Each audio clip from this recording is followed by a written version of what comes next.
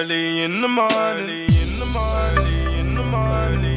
So, Adolescence, Netflix's hit show about a very normal family ripped apart for a massive event, impacting that family, the victim's family, the people around them. Yeah?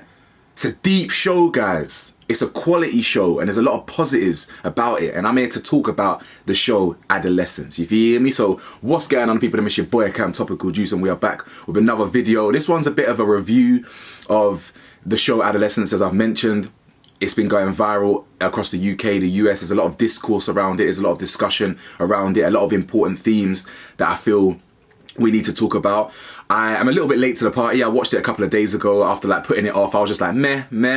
Then I watched it. So I haven't really taken that many notes, but I am like a film fanatic. I am a TV series fanatic. I appreciate character development, plot line, pacing, all these things, you know. Like I feel like I'm qualified to give my analysis. Now, there will be spoilers in this review and discussion. So if you haven't watched it, what I'd really appreciate, I can't ask you to do anything, but I'd really appreciate if you've made it this far, just to put the phone on mute, turn the volume down, put this video on ×2 speed, and just let it play, because watch time really makes a difference on YouTube. Watch time, it's much better that people click the video and watch it all the way through rather than clicking it and then clicking off. So I'd really appreciate if you just quickly watch it on 2x speed. Won't take you long, 5 minutes, and yeah, that means a lot. So anyway, so I'd really appreciate if you like the video for me, guys. It takes half a second, makes a massive difference. If you're new here or you've been watching my content regularly, you might as well consider pressing that subscribe button. It's free, you can always change your mind. Press the bell to be notified. And this weekend's Patreon video, either today or tomorrow, will be about the Freemasons iChip program, which is how they have been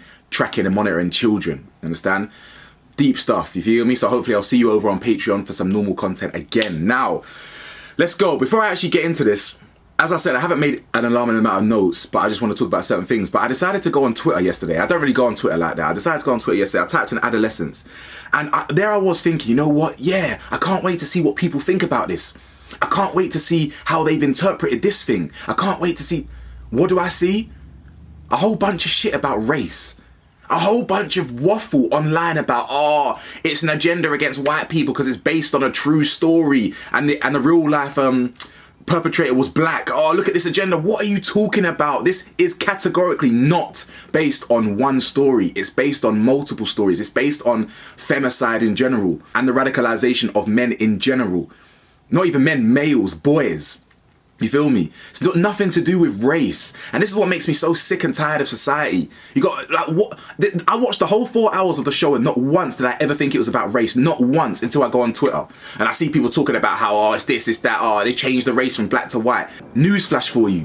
White people also kill women. Bro, black people kill women, white people kill women, Asian people kill women, Middle Eastern people kill women. Every race has racism in it, femicide in it. Pull your head out your ass. Humble yourself. Stop. And you know, it's just stupid. I'm not even going to entertain this. But if you're going to comment that BS, it's wrong. It's nothing about one in particular case about the black boy who stabbed the poor girl on the way to school. It's nothing to do with one case, but everything to do with multiple cases across multiple countries. You feel me? So, rant aside, let's talk about the show overall. Now, some people claimed it was boring. Some people claimed it wasn't that exciting. Those are the people that scare me a little bit. It shows that you've completely missed the entire point of the show. The reason it was so extraordinary is because it was so unextraordinary. Do you know what I'm trying to say? It wasn't no big American budget of pow, editing and fast pace and explosions and shootouts and all this stuff and oh, we got to catch the killer and no, it's none of that. It's not about who done it. It's why he done it. You understand? Like the show The Sinner, we see the criminal in the first episode. We know who did it in the first 5 seconds. It's about finding out why. It's not no big budget thing. It's very normal. It's so ordinary. It's so underwhelming that it's overwhelming. You know what I'm trying to say? And how they capture that the most is through the cinematography, through the director.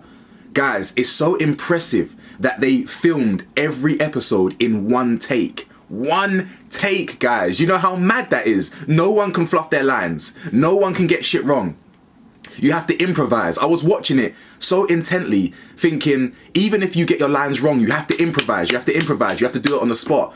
The fact that they did it all in one take was just so, it added to the drama. because it builds suspense. You really feel like you're going through the day with these people. And it really builds up that anticipation and just the musical numbers. When I say musical, the soundtracks, not soundtrack, just the lighting and the sound in general was so perfectly utilized because it was so just normal. And as I said, it was used to build anticipation. And the one take just really builds that. You really feel like you're just there with the characters. It's crazy. The plot is about why the kid did it. I knew Jamie was guilty of that murder in the first 5 minutes of meeting him, right? And what's also scary is we see him do it in episode 1. We see the CCTV of him stabbing the girl. But yet some people were still like, maybe it wasn't him. Maybe it's AI. Maybe his dad did it. Maybe something else. And you're like, bro, we saw in the first episode who did it.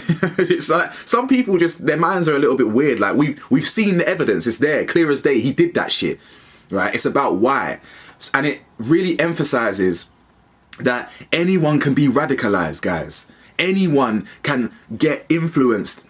Anyone impressionable can get influenced from online discourse.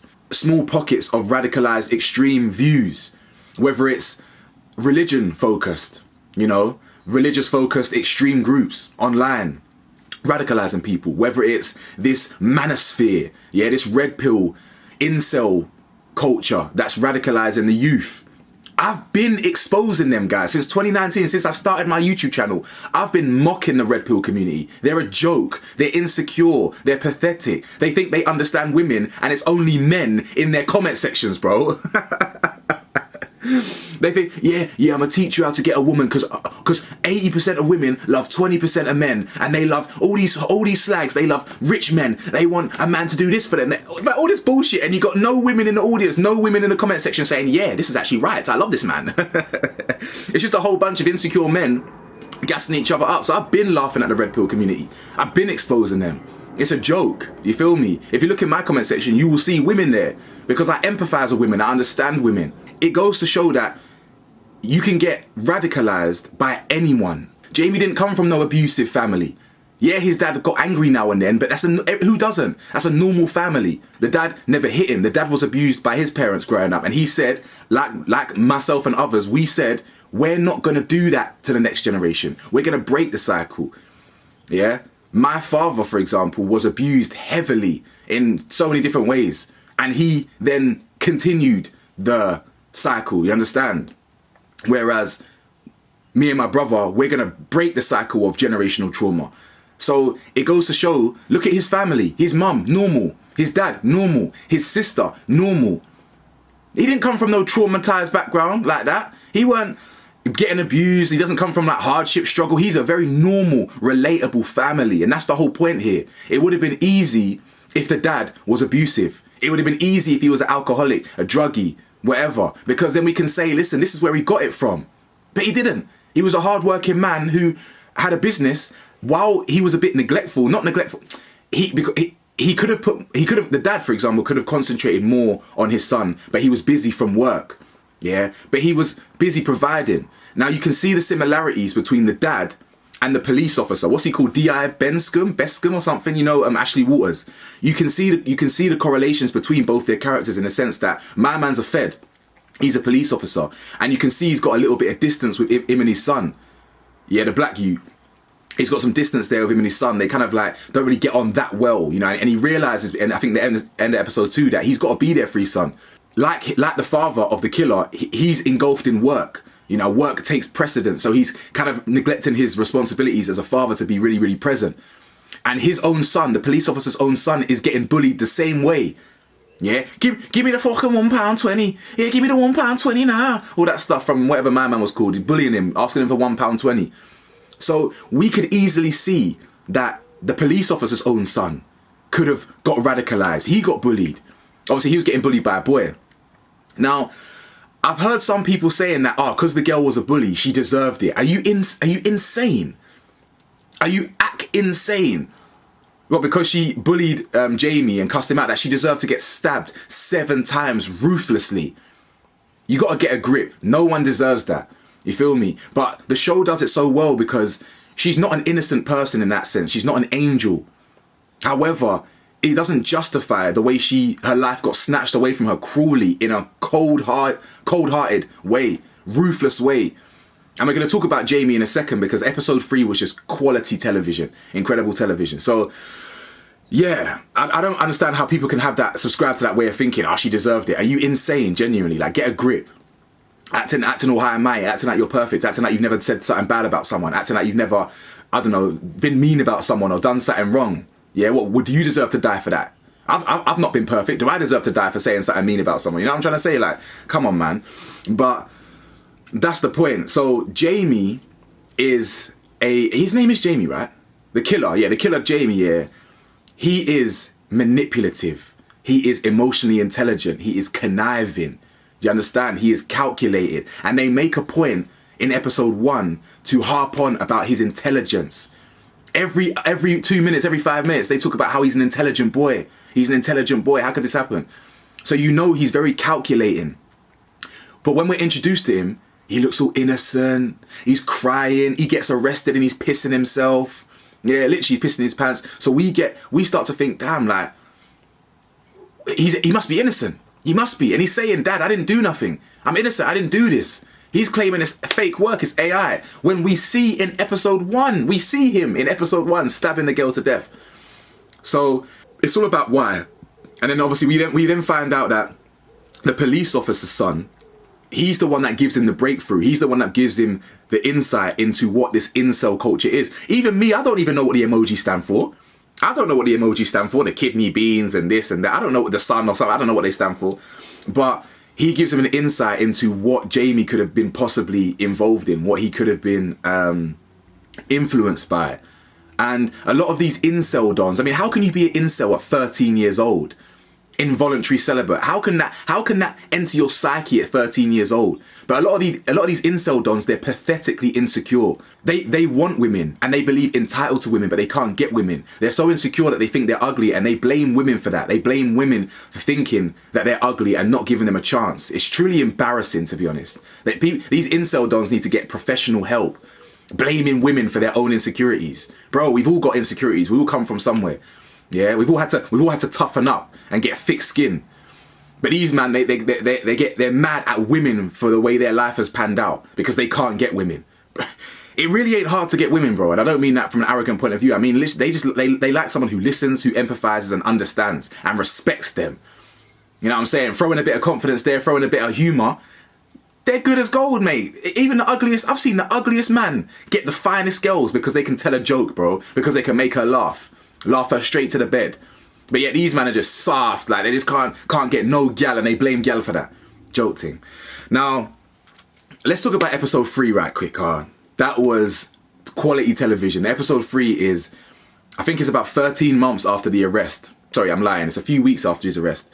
And we know he's done it. You know what I'm saying? But this is the therapist or the psychologist who needs to get an understanding of his understanding. Did he know right from wrong? Did he know what he was doing? That's her job, to go in there and get an understanding of what he knows about his actions and the world around him, right?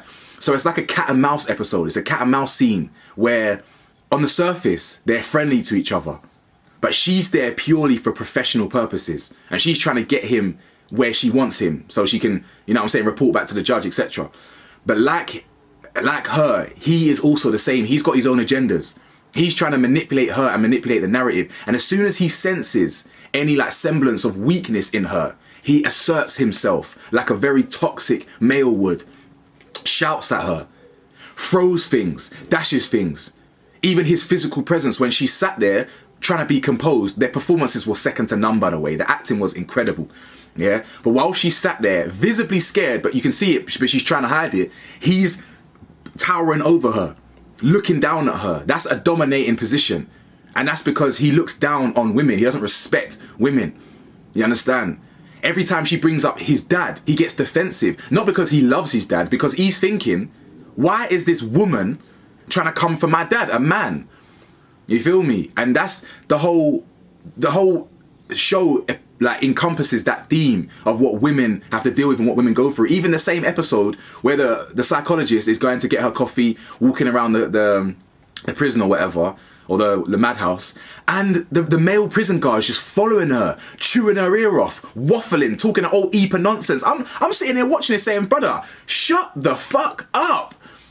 But you see that, like, it's the little nuances, it's the minor dynamics that you see in the show that the show captures so well. She doesn't even say anything. She's just trying to do her job, but he's just waffling away in her ear. I'm like, bro, shut up. You feel me? It's little things. I mean, you can even argue the dad when on the last episode, how he kind of like shouted at the girls, "Oh, just come with me, girls, come with me to the not B&Q, whatever it was. It was like a B&Q equivalent." And they're like, "No, but I'm making tea, love. Just come with me." So you know, I mean, I don't think that's a problem. You know, that's just normal kind of dynamics in households. Men are quite assertive. It is what it is. You know, I'm not saying that the father's abusive, but you can just see the way women are kind of. It's the small little details, the way kind of the females in the show are handled. But yeah, episode 3 was pure masterclass because we see him basically admit to the crime. We see him. He can't. He's only 13 years old. Yeah, he's manipulative. Yeah, he's a flipping psycho. His lack of empathy. Yeah, but he's still a child. So he eventually slips up and says, you know, little things like, if I had the knife, I could have touched her if I wanted to. Other people would have touched her. Like he wanted a gold medal for saying what he could have done but didn't. And all this stuff, and then yeah, ultimately it's mad. You can see he's opportunistic. He wanted to capitalize on the poor girl's trauma because the girl had the nude being leaked around school. He thought she was in a vulnerable state to be moved to, and when she rejected him, that then fed into all his deep-rooted insecurities that he's ugly and he's unattractive. He then felt invalidated by a girl and he lashed out. She said, "I'm not that desperate," right? He seeks validation in women the same way he sought validation in the therapist, and she shut him down. He said, "Do you like me? Do you like me?" She said, "In a bit, we're done here." And he's like, "What? What? Nah, don't tell people, don't you tell people what I did. Don't you tell people what I did." And he starts switching all that stuff because he wants to be loved deep down. And this is where I do empathize with the men in the show, in the sense that men, while the show encapsulates kind of what women go through, as a man, I feel sorry for some of these boys. I feel sorry for how a lot of these boys are insecure, they're misguided, they're lost, and they seek help and support in these Andrew Tate-ass, red pill-ass motherfuckers who add no value to society besides adding to the femicide stat, which is no value, yeah, no value whatsoever. And I feel sorry for these young boys who are impressionable and lost, right? They could benefit from having female friends like I did. I've had female friends since I was year, like, 6. Well, I've had, obviously you have female friends in primary school, but like the whole of secondary school, I went to all boys school. The whole of secondary school, I'm meeting girls before school starts. I've been around women my whole life, and that's where I've got my respect for women and my empathy for women. Car man's been around women, I understand women, and a lot of men would benefit from having female friends. A lot of females will benefit from having male friends. We ain't always got to have sex. Like it's okay to respect the dynamics and the boundaries and just learn off one another. You understand? So. Yeah, man, this video is already 19 minutes long. Shit. But, yeah, there's a lot of things that I obviously want to talk about. Let me just rush through it. So, obviously, the fourth episode is the impact on what the murder has had on the family. You know, the dad getting called nonce. You know, them having to decide, like, do they want to move? But what's the point in moving, car? As soon as someone finds out what they've done or who their family is, it's just going to be back to square one again. You know what I'm saying? We see the man break down, the father break down personally when he's on his own in his son's bedroom. He's crying. Yeah, crying.